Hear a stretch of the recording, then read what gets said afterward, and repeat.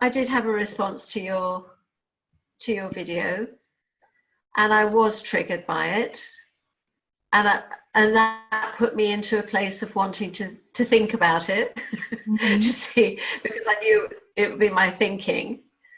But I did, and it's interesting. I think what I got was I connected on an emotional level with your emotion. So when you got emotional, I felt that emotion Mm. in that moment. So I could feel for your emotion. What I couldn't feel was my emotion for what you were saying. Yeah. Does that make Yeah, yeah, sense? completely. Right? So that's where I was. And I could sense that for all sorts of reasons, I just couldn't, it was almost like I couldn't take it into my head. I Yeah. just couldn't. It was beyond where I could think of right now.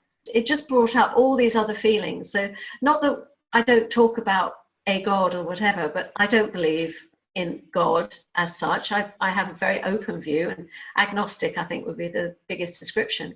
It just, I think, just brings in all those other things, and I knew that I could sense that's what it was, but I Yeah. didn't know where to go with it. So I Yeah. just let it sit, because I think one of the things there was the really important thing that you did right at the beginning of the program was what was it you said? You said you have permission to do nothing. Wasn't it something like that? You have permission to do Permission nothing. to And do I thought, anything that occurs to you, yeah. yeah. So I thought, right, no, this is a moment where I just need to do nothing, because there is nothing. There is actually nothing there. It's not like you came and hit me on the head, or, you know, did anything physically. There was nothing there. So whatever's there is made up anyway. Yeah. So just sort of let it go. So that's where I am with it. I haven't had any more thinking about it. And I know that I have to go back and listen to it again from this place to see, well, what does this come out to me now? But Yeah. yes, that first one, I know that it had it got me sort of, I think, Yeah. but it did something. Yeah, it's not uncommon, and it's like, I think that kind of, and I'm not going to try and debate it in any way, shape or form, but I know that we kind of throw the baby out with the bathwater with the whole kind of God thing, right? Which is like, do we believe there's a man in the sky who decides this, that and the other? Do we believe that there's a spiritual being who sits outside of us somewhere and knows everything and controls everything? Like, no, I don't. But I know that there is like like in physics, there is one energy of which everything is part of, everything in the world of form. And I'm just going to mute because I've got some background noise, and then I'll come and open you up again. Hold a sec. There is this singular energy that everything is made of, that just vibrates at different levels, and my level of sort of technical knowledge on it isn't huge, but like, I get that. I was having a conversation with a client yesterday, and she was going, well, this whole like mind thing just sounds great, but I can't see it. I can't see I've never seen any evidence of God. I've never seen any evidence of anything bigger than me. I've never seen anything that would prove it to me. And what I was kind of trying to point her to, and again, back to what Angela was talking with language, is like, it's like you're trying to point to London, but a formless London, right? So there's no way to even point to it because it's formless. And Michael talks about pointing to fire with ice. Like, the closer you get to it, the harder it becomes, and then you're not there at all. It's a tricky job as a teacher to try and point to this thing. But what I was trying to share with her was, it comes, the knowing of it comes through a feeling. The knowing of it, the intimate relationship with it comes from, it's a feeling that we've all had. It's the feeling that is a deeper feeling than the one we kind of walk around in our everyday, up in our heads lives, that we've all accessed at some point, and when our thinking has fallen away. And it could be those moments where, I don't know, you're snuggled up on the sofa and the fire's on and it's raining outside, and it's just like, and you just have that like feeling at home, just totally safe, happy and content. It could be seeing a sunset, it could be out for a run, it could be walking the dog, it could be anyone, it could be cooking, yoga, like it could be any one of a number of situations where our thinking has fallen away and we've just felt so peacefully, blissfully content and happy with the world. Like we've all had moments of that. And when we don't understand how the world works, we think that that is being created by the circumstance we're in. So I think it's the sunset, or I think it's the fire, or I think it's the rain, or I think it's the yoga practice or whatever, because that's how the world works, right? Things outside make me feel a certain way. And now I have this different understanding of inside out and understanding about the three principles. What I know is that that is an experience of mind. It's what's there. That wonderful, deeper feeling is what's there, but for all of our thinking on top. So it's always that amazing feeling of contentment, and that is peace of mind, and there is no anxiety in that place. That is the feeling of being, of experiencing our true nature, our spiritual nature, our isness of being made of that energy. That's what that feeling is. It's an experience of being part of that bigger energy. It's an experience of our true selves, as Elsie calls it. It's an experience of our spiritual nature that's always there. It runs deeper, and then we have this like human experience on top, which is all like, oh, you know, he said this and they did that, and I've got to do this, and my money says that, and it's human experience that we all have, and I'm anxious about this and I'm worried about that. But what I had no appreciation for before I came across this understanding was that there was this deeper level of connection to something else that was just nothing like this, in terms of its quality, its richness. It's just, you know, I talk about it as the gold dust in this conversation. Like the difference between this and this is like night and day. And I had no idea of that. Like I thought, if I saw a little sunset, if I saw a sunset, or if my kids did something cute or whatever, like every now and again, you'd have these moments where you just, life was just like blissful moments, basically. And totally attributed them to like things in my environment. So I'd kind of go and create them, but I never really thought that that was going to be a more sustainable experience, or that was, I thought I would lived in this life, and then every now and again you'd get these little pinpricks of wonderfulness. But what the principles allows me to see is that wonderfulness is always there. That is who we are. And then this isn't who we are at all. This is just our human being doing the best it can, and given whatever thinking it's got in that particular moment. But this is stable, and it's unvarying, and it's unchanging. This experience changes all the time. This is the solid ground that never, ever, ever changes. From the minute we're born till the minute we die, before we're born, after we're born, whatever. It's the thing that continues. You know, Angela, you gave this beautiful metaphor when we were talking about, you were at the train station and you saw there was this thing called life, and then these human beings kind of popped in and out of this. There was one continuum of life, and human beings kind of arrived at it at certain points, right? And everyone was just arriving at this point in life. And it's because mind is, energy is the constant. It's the only constant. And you can use the word God for it. You can use the word mind for it. You can use the word energy for it.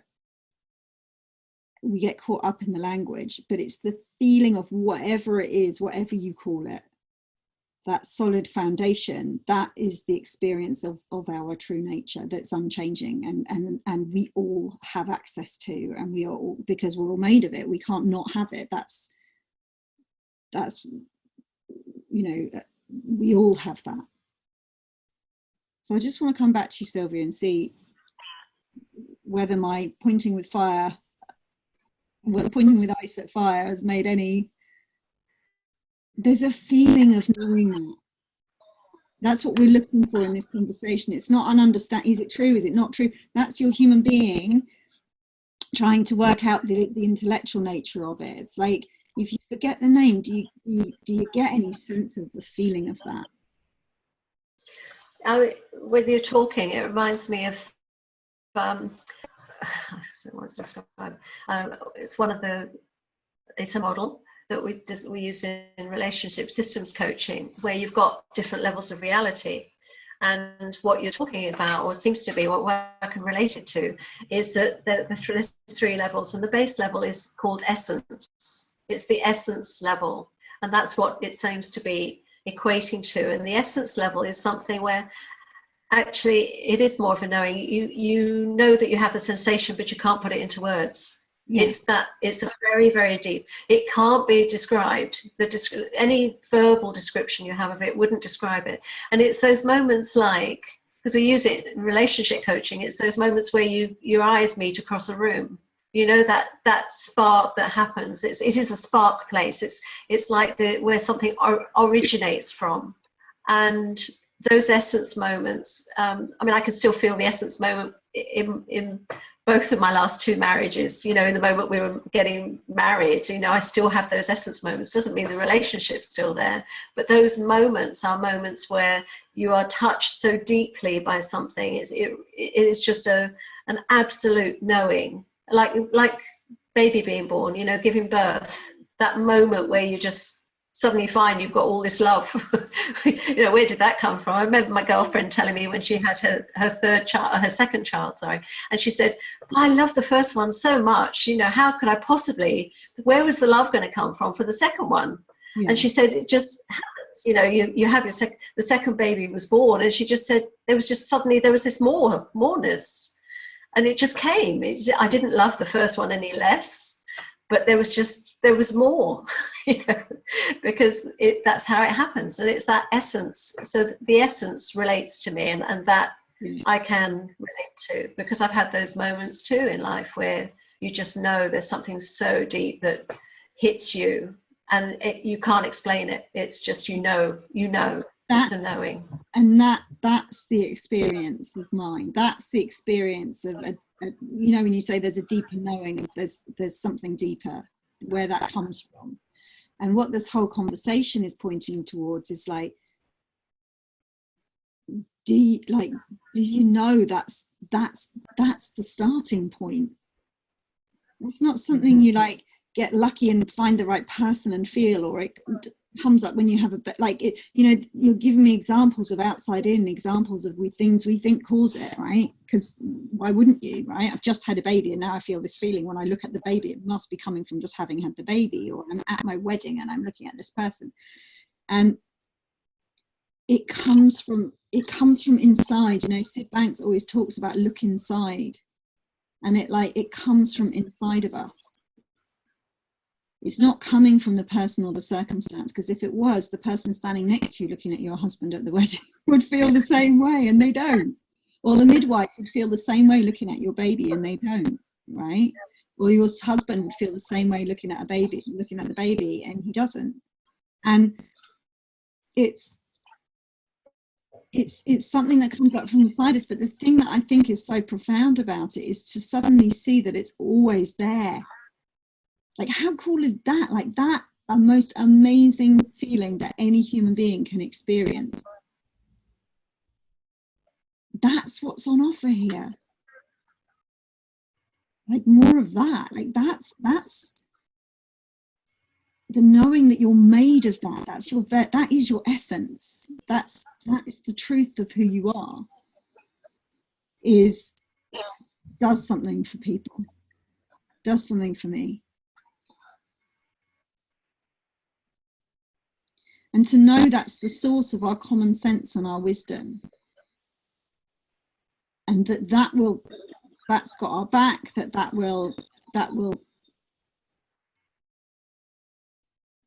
we can navigate by that. That this is a very real looking human experience, but it's just thought. It's all created through thought, and then there's a deeper layer of solid knowing that we can navigate by, that just leads to a completely different life.